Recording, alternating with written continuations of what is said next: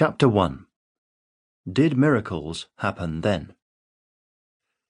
Lots of weird stuff happens in the Bible.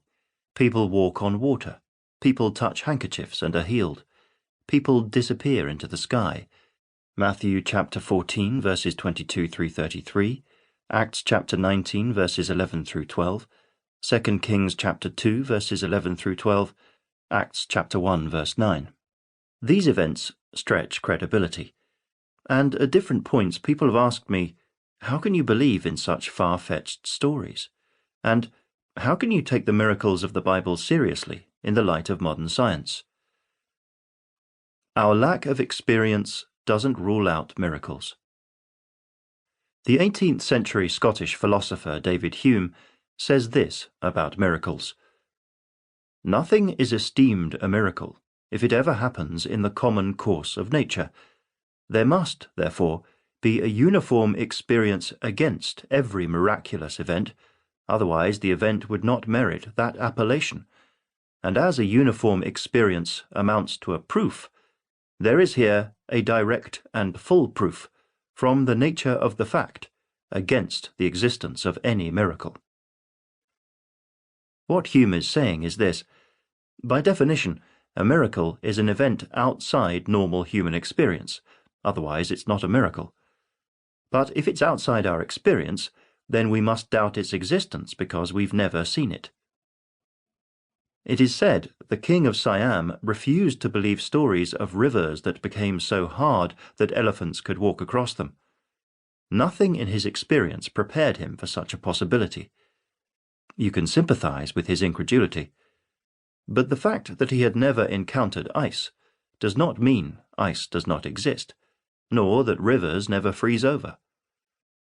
The experience of our generation can't be the criterion for what can happen. Just because you've never seen a miracle doesn't mean a miracle can't happen. Elsewhere, Hume himself says we can't prove that the future must be conformable to the past. The laws of nature don't rule out miracles. Hume has another argument against miracles.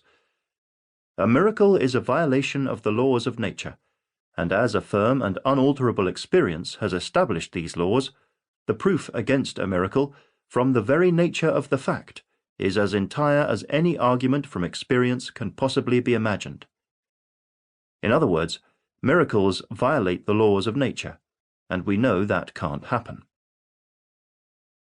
C.S. Lewis, the Oxford professor who wrote the Narnia Chronicles, once gave this illustration. Suppose I put £2 in a drawer. Then a week later I add another £2, and the following week a further £2. Suppose I then open my drawer and discover only £1. What has happened? Have the laws of arithmetic been broken, or the laws of England? His point was twofold. First, the laws of nature are not like the laws of England. We're using the word law in a different sense. The laws of nature are not statutes that must be obeyed, but patterns we observe in the world around us. There are not such laws of nature, says the Scottish author Donald MacLeod. There are only customs of God, describing the way that he normally preserves and governs the world of created reality in all its fullness and variety. The English theologian John Stott is not as hostile to the terminology, but makes the same point. Natural law is not an alternative to divine action, but a useful way of referring to it.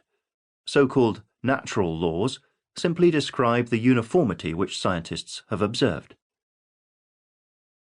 Our formulae and principles describe the patterns we see, but scientists are not police enforcing the laws of nature. They're people who are gradually discerning and discovering the patterns of the world.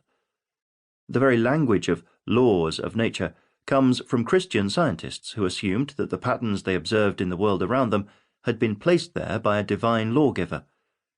If there is a God who intervenes in our world, he's not bound by the laws of nature as if they're some decree.